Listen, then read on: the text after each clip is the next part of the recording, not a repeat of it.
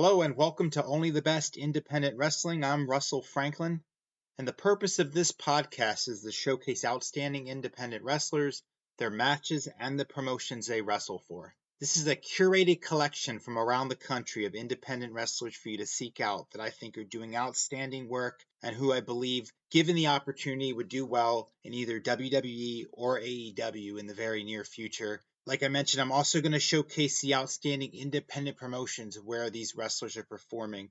The goal I have here is for you to go seek out these promotions. They all have my fan endorsement. I firmly believe if you watch one of these promotions once, you will add them to your regular wrestling viewing rotation list, just like I did. It's a great time to be a wrestling fan right now. And I've talked about this in my other podcast recently, the Pro Wrestling Exuberant. But I believe this is a new golden age of wrestling we are in right now. There is so much high quality wrestling out there right now, so many different promotions to watch, and it's easily accessible. With AEW and WWE alone, there's hours of wrestling a week to watch, and sometimes it's hard to keep up, understandably. So if you're not already carving out time to watch independent wrestling to your weekly schedule, I strongly encourage you to do so. There are so many exciting, talented wrestlers I see every week working on independent shows. Talent that can work an exciting match move-wise. They can connect with the audience.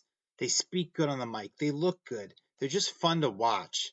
And I have an ever-growing list of independent wrestlers. I try to seek out their work at every opportunity that I believe they're going to be the next wave of major stars in wrestling. And it's a fallacy to think independent wrestling is a training ground of sorts. I mean, sure, that's where the majority of wrestlers start, but there's a ton of wrestlers there right now, including some I'll talk about today, that I'm of the opinion, talent-wise, they're ready to go. You know, they could go into WWE and AEW and add a lot by their presence. And like I said, these will be many of the major stars of tomorrow if they're given the platform and a fair chance. It's fun to identify and watch rising stars. Participation is welcome and encouraged for this podcast. If you're a wrestler and you want to be covered on the show, reach out to me. Send me a match recommendation to seek out. I will check it out. Same goes for promoters. Tell me about some of your recent shows. I'll seek them out if they're available online. You can email me at tpwemedianetwork@outlook.com or DM me on X at tpwexuberant at tpwexuberant. And I look forward to hearing from you. Fans, too, let me know who you're watching on the indie scene that you want me to be aware of and give me some match recommendations. Like I said, there's so much good wrestling out there. It's very easy for certain wrestlers to fall under the radar. As a fan, watching a lot of different stuff, certain promotions you miss out on. So send me your recommendations. This show is all about celebrating the independent wrestling scene and the hardworking wrestlers that are there. These people are the superstars of tomorrow on the national scene. Why do I like independent wrestling so much? Let's start with the viewing experience as a fan. Independent wrestling is raw. It takes us to the base root of what is great about wrestling, in my opinion. What do I mean by that? Most of the shows are in smaller settings, a few hundred people, sometimes less, but it's this small setting that creates a sense of intimacy in the viewing experience, whether you're there live or watching it on TV. The wrestlers truly play to the crowd, and they do it well. The bad guys jaw directly at you. The good guys acknowledge you. It feels very interactive. The matches, from my viewing experience, regardless of what part of the country they're taking place in, they always have a lot of energy to them in general. You know, regardless of the individual wrestler's style, whether he's more of an aerial style, more of a mat technician, whatever his style is, there's always just a lot of energy going on in the ring. There's just so much passion and pride in how most independent wrestlers perform. You can really sense they're giving it their all to what they're doing. And I can't emphasize enough how many good wrestlers there are out there on the independent scene, putting on exciting matches, working hard, making you feel that passion, making you feel that energy. And in some cases, that hunger they have is going to elevate themselves to wrestling's highest level. I've seen so many first-rate matches. I mean, in the last month alone, forget about the last year. I'm talking about stuff with near finishes, flowing athletic moves, good brawls, matches that emotionally draw me into the outcome of who will win. And that, to me, that's the base of wrestling on any level. Draw us in, make us care. I think it's a lot of fun to discover new talent early in their career who aren't national TV stars yet. As a fan, someone you can identify as having tremendous potential. You can start following them, seeking out their work because you find them enjoyable, and you kind of watch them grow and develop. It's a very gratifying experience as a viewer. A little bit about my background. I started watching wrestling in 1985. I went to my first independent show in 1990, and I remember it well. Now, at the time, independent wrestling was something pretty new, and it was much different than it is now. The regional promotions, the territory system that had been very strong and, throughout the 60s, the 70s, into a portion of the 80s. By 1990, that had largely died out, and there were only scattered remnants of it remaining. WWF and WCW were the two major promotions. AWA, who had once been a major promotion, by that point they were winding down. They'd be out of business completely within a year. And there were still a few smaller kind of regional operations around, but by and large, the business had kind of shrunk.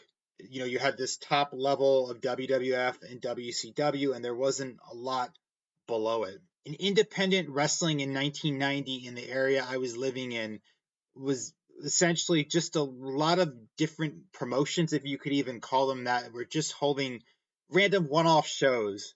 They were just kind of a promotion name. They might hold a show one time and never come back. They might hold a show and then hold another one a few months later, but there wasn't any kind of cohesion to what they were doing as far as there being, storylines and even an audience. Wrestling schools existed, but they were not as prevalent as they are now, and you really had to put a little work in it to seek them out and find out where they are. That first show I went to was in a Teamsters hall. There was probably maybe 100 people there, which I think would have been a good crowd back then for an independent show. I didn't really know any of the names that were on the card. They were all people, from what I understand, that were like local. The two names they did have on there that I knew was Nikita Koloff was in the main event, and he had just been in NWA for about a 5-year period before this and was one of their top stars. And then Sam Houston was also in a match on that show as well. And Sam Houston had been in NWA. He's Jake Roberts' younger brother, and he wrestled in the match, like the co-main event, like right before Nikita Koloff.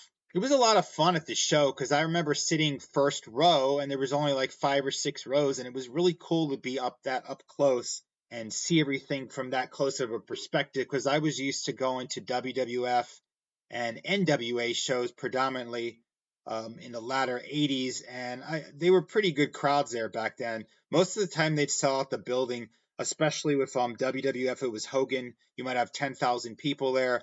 NWA was pretty hot with the Road Warriors, Dusty Rhodes, Lex Luger, Nikita Koloff, the Midnight Express, the Four Horsemen. And so those shows were about packed too, usually sold out as well. So I was used to these bigger audiences. It was hard to get ringside seats. So this was a different experience for me. I found it very interactive. A lot of the wrestlers were yelling stuff at the crowd, the bad guys, and it was fun. I remember Sam Houston was out there at intermission at a table signing autographs, just letting people take pictures, and I always thought that was really cool. By the early 90s, and I'm talking like 1992, 1993, independent wrestling shows started to become more prevalent. And they still weren't organized promotions so much from my observation, with feuds and regular rosters and shows that built to another show the next month. They were still kind of just scattered shows of matches. Occasionally you'd have a name on there, usually somebody coming off time in the WWF. Some of these promotions would hold a show once a month, the more organized ones, but it was rarely more than that. At the time, I was writing for newsstand wrestling magazines, and they were very prevalent. You could go in the newsstand at any time and find like 12 different publications. And around the mid-90s, I got an opportunity to start refereeing, and I did that a lot on the independent scene. It was a great experience. I had so much fun doing it. I worked a lot of small towns. The crowds were always very into it. I have great memories from doing that, and I'm going to weave some of those stories in here.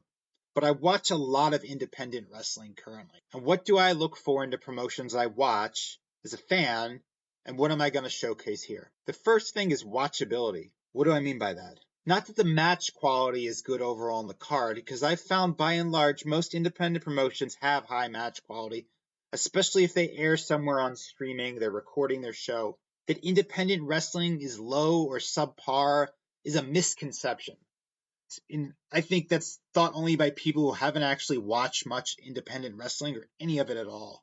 Watchability relates to camera work, a steady hand, basically good at capturing the action and doing it as good as they do in the bigger promotions. And many indies air live, so there's no editing. So having a good camera person is a key to all this. Besides that, you also need good lighting, not too dark, not overlit. It sounds simple enough to say it, but it's not always there. Wrestling Open in Massachusetts and Limitless Wrestling in Maine, the two promotions where the matches showcased here today all occurred, both do an outstanding job of capturing the action. I think they should be a template for any new promotion who wants to air streaming content to follow. They should study what these guys are doing. They're absolutely first rate in their presentation. And I've seen several independent shows with good rosters, interesting sounding matchups, and I don't watch it beyond the first 5 minutes, unfortunately, because the camera work's shaky. It takes away from the enjoyment of the match, and the product's just not watchable if it doesn't have solid camera work and it's not solid technical. So purely from a technical side, there's probably a lot of good stuff out there I just don't watch because it's not up to par. So let's get started on the wrestlers I'm showcasing this episode. The first one is Brad Hollister. He's the current Wrestling Open champion. And I want to talk a little bit more about Wrestling Open first. This promotion's out of Massachusetts, like I just mentioned. They run weekly shows every Thursday. It's the same venue in Worcester, Massachusetts. It's a very enthusiastic crowd. It's a great atmosphere. Fans are all gathered around the ring. There's more standing in the venue than there is seating. It's got a lot of energy to the shows. What I like a lot about this promotion, among other things, is the week-to-week continuity they have of the feud-based storylines. The matches have a reason for happening, and it just makes it mean more. They give the wrestlers plenty of mic time to showcase their personalities, and the roster's just full of talented wrestlers who deliver great matches. And I'm talking from the opening match to the main event, and I've seen enough of their shows that this is just consistent. It's just a very high quality level of wrestlers they have there. They do these video packages on some of the wrestlers before their matches that are outstanding and really get the wrestlers over very good before they're even in the ring. And like I mentioned too, the camera work here is absolutely first rate. The commentary is very, very good. It just feels when you're watching this, for me, like I'm watching an old territory style promotion. It's just intimate, good matches. The wrestlers are very personalized. It's just a fantastic product. I can't say enough good things about it. I just strongly, strongly encourage you to seek out this promotion. And I'm very, very confident if you watch it once from start to finish, it will be added to your wrestling viewing rotation like I've done.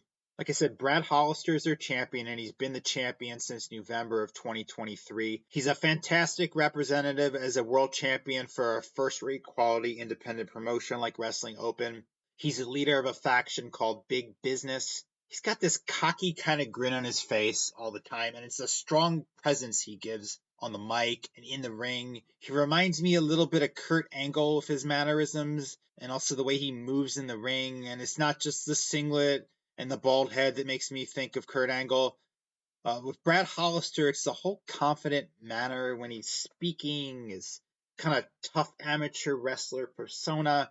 I just like his whole vibe. He just, again, very strong presence. He's a natural heel. He just comes across as very unlikable, and I mean that in the most complimentary wrestling sense. The match of his I'm going to showcase is a title defense against Sammy Diaz at Wrestling Open number 134.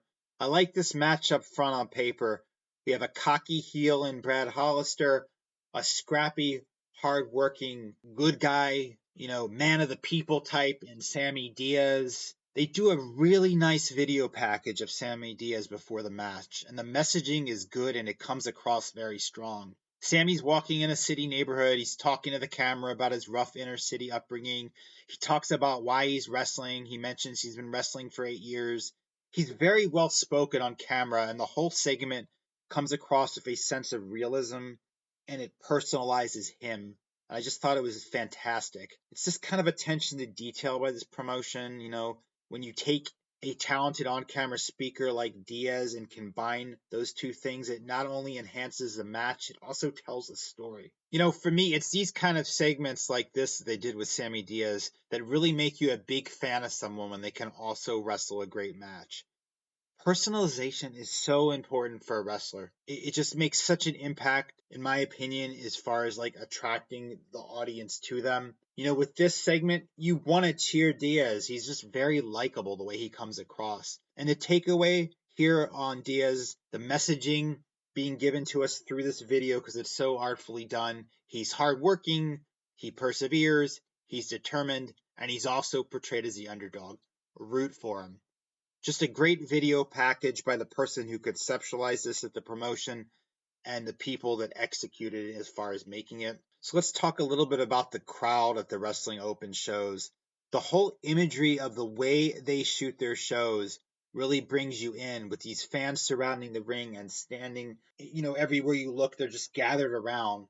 And the fans always look so pumped for what's going on there. They're clearly regulars. It looks like a fun atmosphere. It makes you want to be a part of it. If I was in the local area, I think I'd be down there every week at these shows. It just has such a good energy that comes across. So Brad Hollister comes out, and this guy just exudes energy and commands attention. I mean, as soon as he walks out, he's jawing with the crowd. He's right in their faces.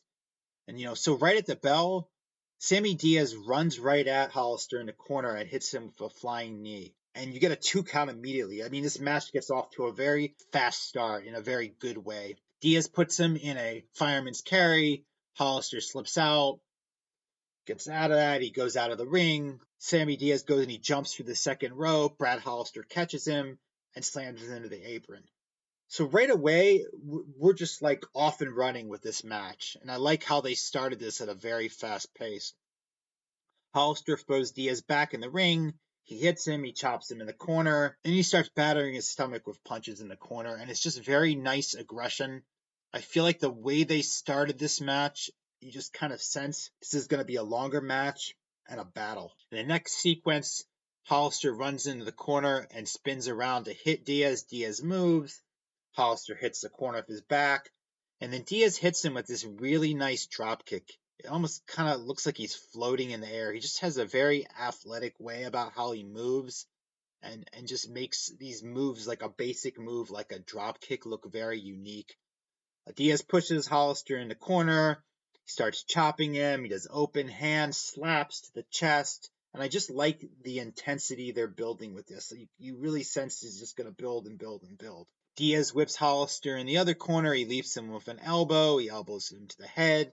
And he kicks and chops him in the corner. So it's just one little quick sequence move after another. And then Diaz gets on the top rope and he does a body press. And again, it's got this kind of floating move. It just looks very artful the way he does stuff. And he gets the 2 count. And then Diaz leaps into Hollister. He gets caught and slammed down. And Hollister goes back to jaw into the crowd. It's just very interactive. I like how he does this. I like how he's constantly turning to the crowd and saying stuff. It just all seems very natural. Hollister drops a fist on Diaz's head. He gives him a headbutt. Diaz rallies back with some chops. Hollister reverses that again. Gets in some more chops of his own. And then he's back to just yelling stuff at the crowd. It's just an old school heel type presentation, and it works very well the way Hollister does stuff. He chops Diaz in the corner, and it's back to playing to the crowd again. And the way Hollister does stuff is very methodical in the moves. I like the pacing of how he moves. He's not rushing, doing one spot after another. Everything he does is done in a purposeful way, and it has more impact that way in how he delivers everything. Next sequence we get Hollister charging in the corner. He misses. Diaz rolls him up. We get a 2 count. Now, the next move Hollister does is unique, and I think it really shows off his skills. He does this move that's kind of a gut wrench at the beginning, but then he just kind of hurls Diaz right over his head. It looks really great. It just is a very impactful move. And then he's back to playing to the crowd again, jawing at them, and the fans are jawing right back at him, and the whole atmosphere dynamic of it makes it very good.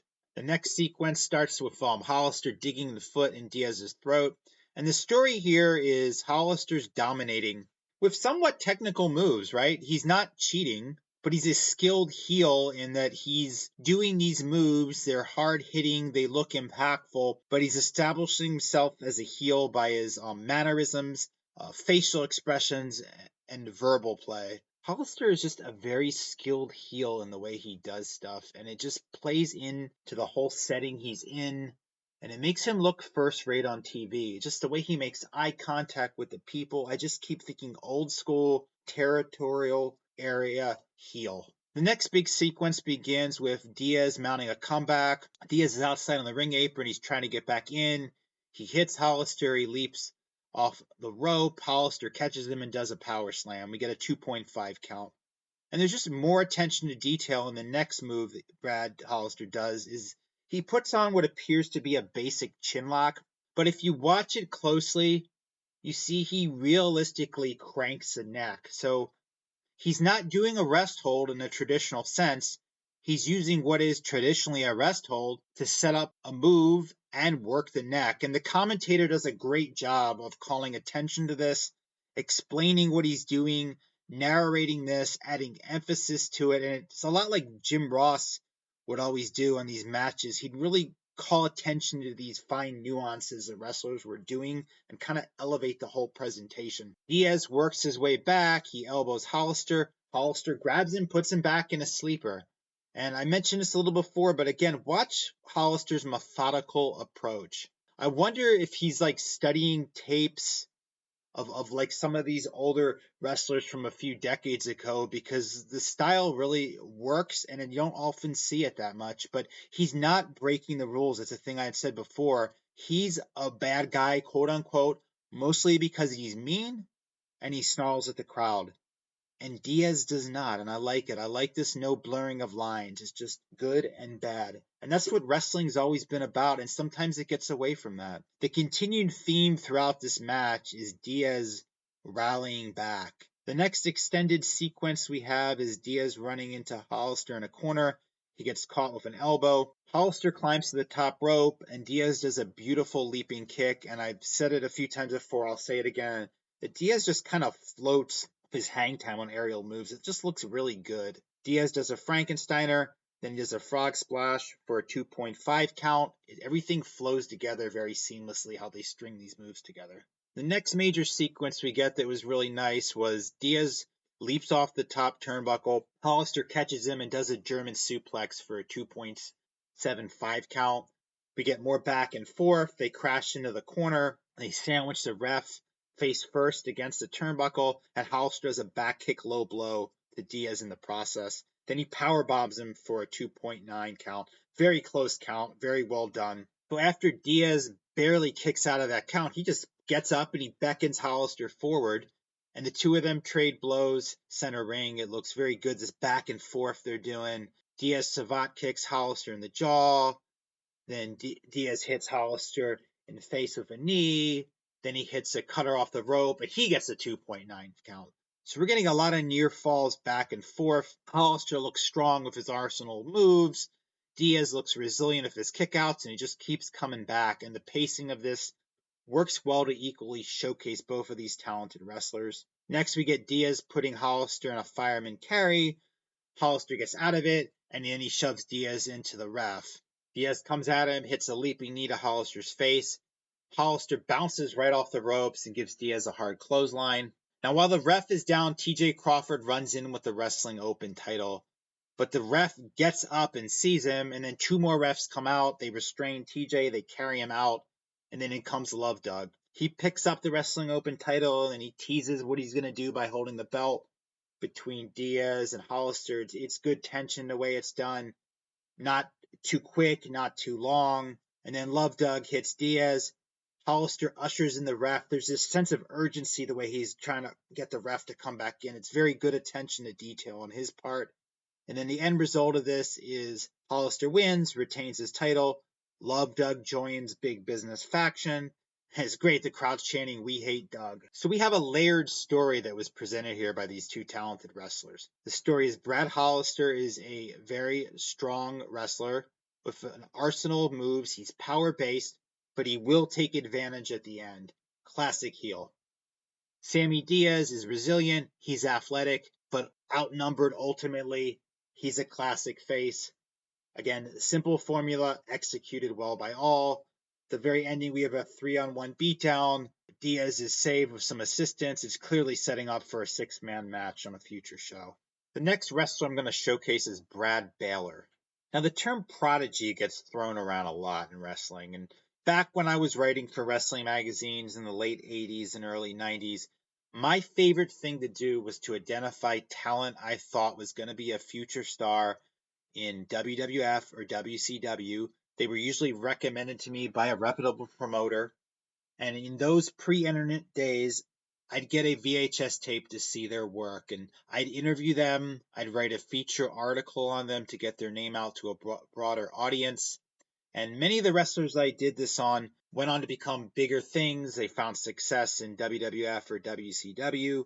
And my formula for identifying who I perceive to be a future top-level TV wrestling star has not changed at all over the decades.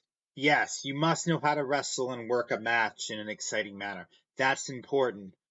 Independent wrestling crowds have historically been unforgiving to a wrestler who can't work a solid match. Yes, you need to be able to speak well, both on the mic when given a chance, be able to jaw with the crowd during the match if you're a heel, or engage them if you're a face. That's an important part of an independent show. Also, it helps if you look like a star. And what does that mean? It varies, but generally physically impressive helps you stand out, be it large size or well built. However, the one component above all that can't be taught, in my opinion, is ring presence. Does the wrestler have a natural presence in the ring that just makes him look like a superstar with how he emotes, with his facial expressions and body language? Everything I just outlined with special emphasis in the last point describes Brad Baylor. He's just 19, but I've seen him several times now, and I believe he will be a major star in WWE or AEW before the decade's done. Seek his work out if you're not familiar. I like his whole presentation. His character is simple. He's privileged, he's clean cut, he's well built, and he comes across as naturally arrogant, and it all works. Now, right now, he frequently works in a tag team with Ricky Smokes. They're called Swipe Right. I'll be showcasing Ricky Smokes on a later episode. He's another fantastic wrestling talent. I think highly of him as well. I think he's a future AEW or WWE star for sure, with his look, his general ring presence, and skills in matches. He's another guy that I'm going to be talking a lot more about in the future, and someone you should seek out.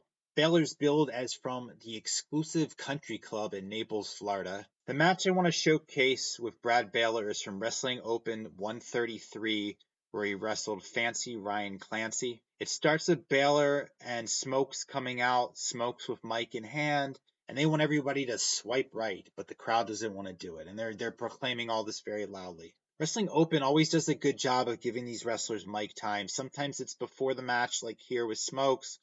Sometimes it's post-match, sometimes in segments away from the ring, like Diaz in the last one, and it adds so much to the show and personalizes the wrestlers by literally having them show their personalities. Baylor talks on the mic a little bit too, and then out comes Clancy. Clancy poses the crowd, they circle around, they lock up. Baylor goes for a fireman's carry. Baylor knees Ryan in the stomach and then gives a headbutt. Baylor runs the ropes. Ryan knees him in the face, and then he puts on a headlock, and he kind of just takes control from there. He gives 2 back suplexes to Baylor, stomps him in the stomach, and then Smokes jumps on the apron for a distraction, and Baylor rolls up Ryan for a 2 count. Next, Baylor goes to hit Ryan. He misses. He kind of lands on the ref. The ref and him jostle around a bit. Ricky Smokes jumps up on the ring apron, and he hits Ryan, and then Baylor clotheslines him and he covers him for a 2 count, mounts him, does some pounding.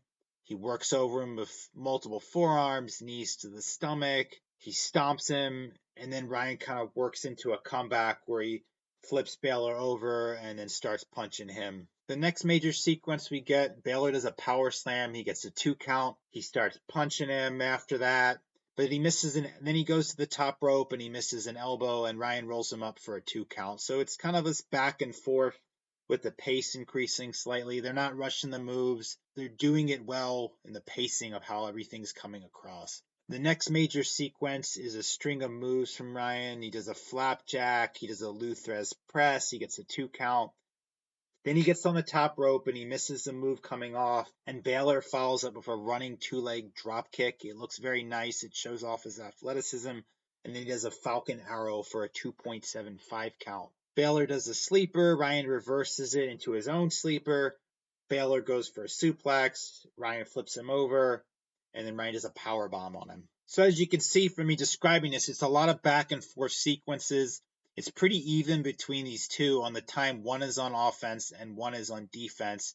And they work well together in making this back and forth work, making it look natural and flowing, not like it's a stopping and starting of one guy in control, then the other guy in control. The finish is very well done. Ryan puts Baylor in a sharpshooter, and then it cuts to this camera shot showing the outside of the building. It's Bryce Donovan getting out of his car, and Ryan and Bryce have this feud going. It's very, very good, and it's very heated. Ryan walks out of the ring. I like how they did this. He goes out of the ring, and he goes after Bryce to go find him. And Ricky Smokes goes and locks the door, and Ryan gets counted out. And it turns out Bryce Donovan wasn't even out there. It was fake footage. So it's not really a cheap win. It's very well done. It's good for storyline for Ryan and Bryce's feud that they're building to. Plus, I like the extra touch they did of Ricky Smokes locking the door, and his whole facial expression after he locked the door made this whole thing work.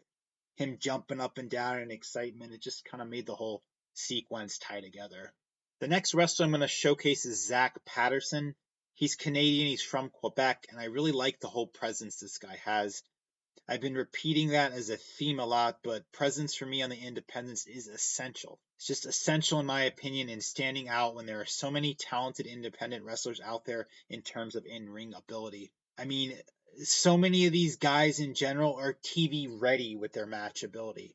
And ring presence is just a way you carry yourself, an energy you exude. And like I mentioned a little earlier, you can't really teach it. And it's what can kind of help you separate yourself from a lot of the other wrestlers on the scene and being able to stand out, in my opinion. It used to be called the it factor years ago when I was refereeing. Now I just like to call it ring presence. And someone who really excels at this, like Zak Patterson, can make it an immediate and lasting impression on a viewer.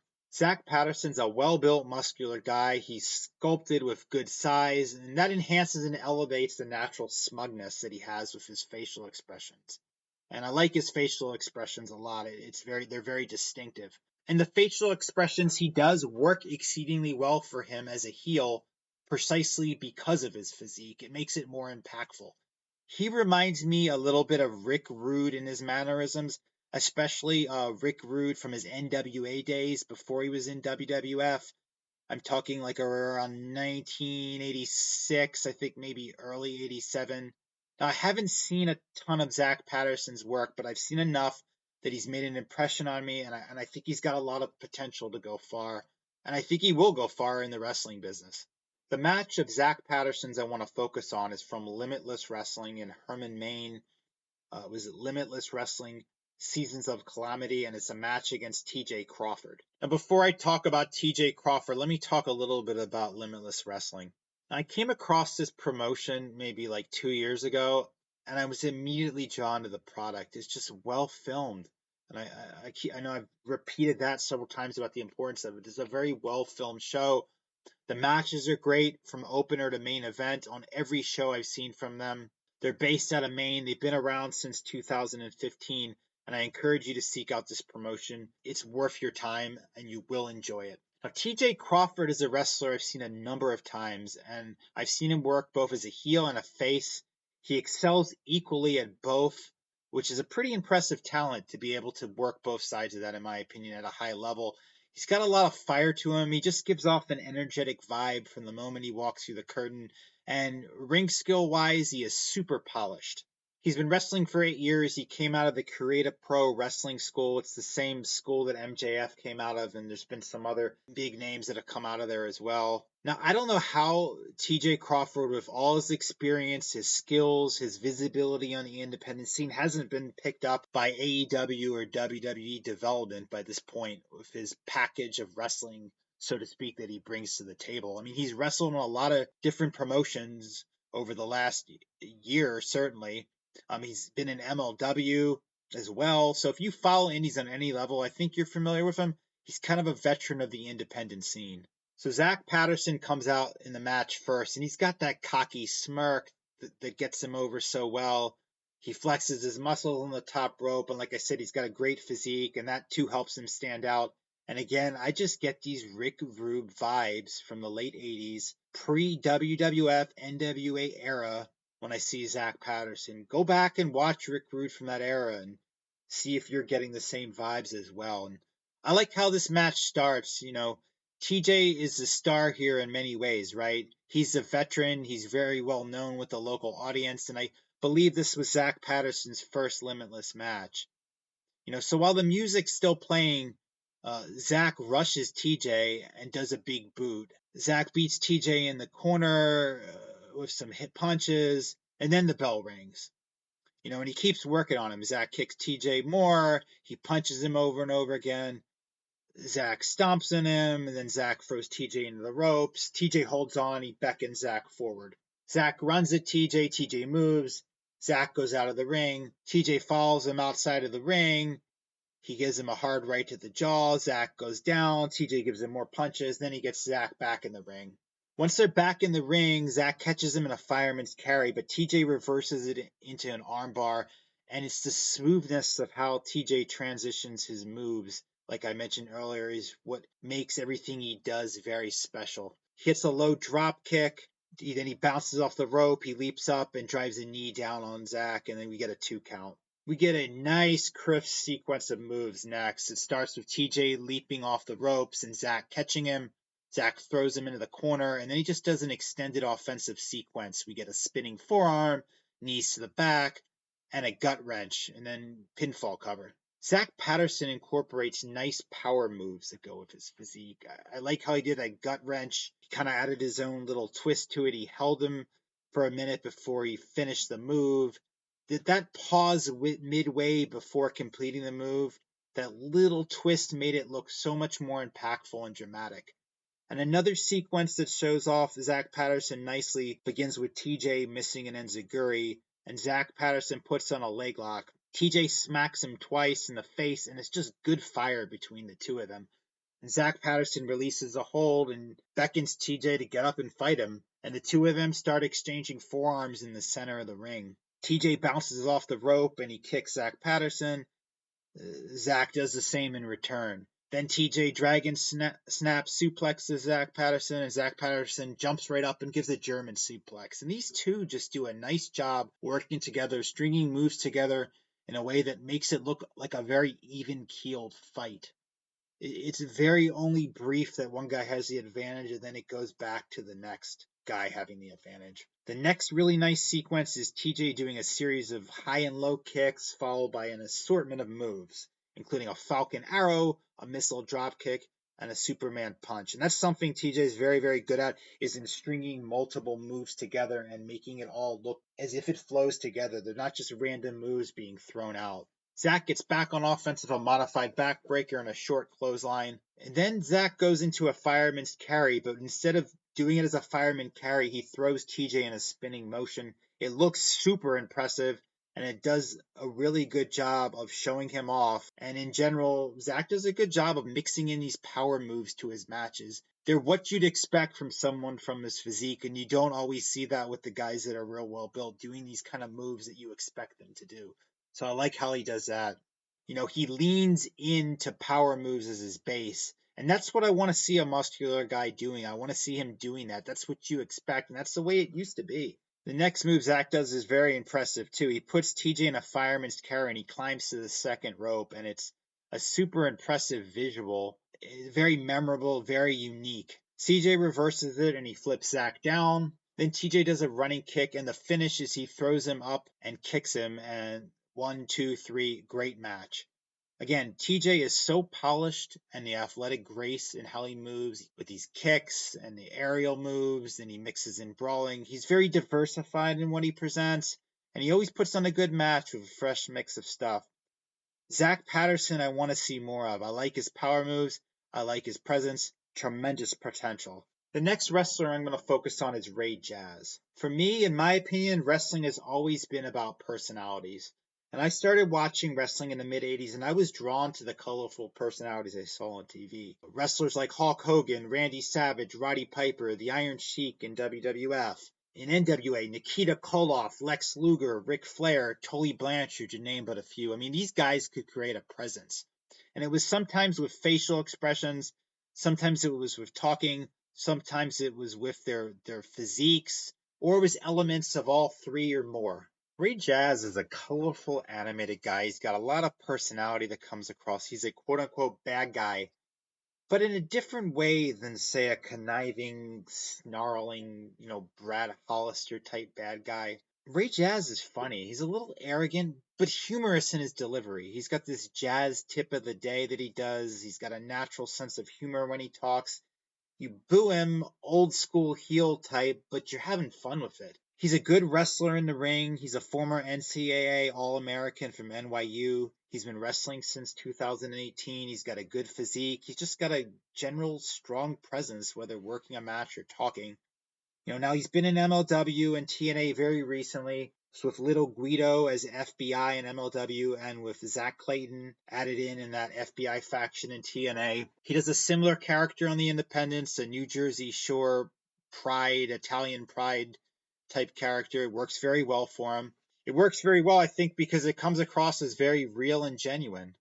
He's playing into some part of who he really is, which I think when you do that and you're good at doing it, it comes across very nicely. So Ray Jazz has had some national exposure, and I believe he'd do well in AEW or WWE. And like with TJ Crawford, he's been around a bit, and it's hard to believe he hasn't been signed at this point by either. I don't know what his status is with TNA, if he's under contract to them or not. It was hard to determine when I tried researching it. But Ray Jazz belongs on a national platform, and I predict he'll get it, and I predict he'll do well, just like every other wrestler I've showcased here this episode. Whether it happens in the next month, the next year, or a little longer, every wrestler I've talked about today has the intangibles to go to a higher level and achieve. The match of Ray Jazz's I want to focus on is from Limitless. It's the same show that TJ Crawford and Zak Patterson were on. Ray Jazz faced Jermaine Marbury. I like Jermaine Marbury's gimmick and his work style. I've seen him a number of times on different independent shows. He does a basketball player gimmick. He comes out dressed in uniform. He's got the headband. He's got a basketball mascot with him. I just like the gimmick, and he's got an athletic style that is suitable to the gimmick. Jermaine moves very gracefully, like an athletic basketball player, but in a wrestling ring. So that's why the character just fits him well. And he always gets a good response from crowds, and I think the gimmick appeals to a wide range of age demographics. The match opens with Ray Jazz coming out, mic in hand. He's walking to the ring. He's insulting the fans. It's all very casual. Watching this reminded me of watching some of those classic shows from the NWA in the mid-80s when the shows were a little smaller venues and a little more interactive for the TV tapings, where the wrestlers would acknowledge directly a specific fan and their insults. So Ray gets in the ring and he does his jazz tip of the day. And his tip of the day, when in Maine, leave as quick as you can. And it's in the delivery of how he does this that I like, the slight smirk, the old school heel persona. He insults the crowd more, and it's just great, the whole delivery. He's talking about, I'm from the shore, I'm tan. I like this interaction because it's natural and because he's good at it. And it's the exact thing when done this way that makes independent wrestling so fun to attend live and watch, when a guy's doing this and just doing this kind of personalized interaction. Jermaine comes out and the crowd's happy to see him interrupt Ray's preening. They do a quick lockup. It's a fireman carry by Ray. Ray flexes for the crowd. Ray slams him, and then he goes back to taunting the crowd. And then he does a gut wrench and he taunts him some more. The next sequence has Jermaine doing 2 arm drags and a high drop kick, and his style incorporates these kind of leaping moves a lot, and it looks very good. Ray takes a powder outside the ring, and then he jaws with the mascot. Jermaine comes after him, and he chops him a couple times, and then he throws him back in the ring. He tries another chop, but he misses, and then Ray slams him. Ray takes on the offense, does some kicks, some forearms, some more kicks in the corner, a suplex. Then he just jogs around the ring and kind of stalls a bit and preens some more. And then he covers him for a 2 count. The next sequence looked pretty nice that Ray does. He does this unique move on the mat, kind of rolling around Jermaine amateur style. It's very distinctive to him, the way he's doing it. I mean, he was a legit high-level college amateur wrestler, and it looks good the way he executes everything.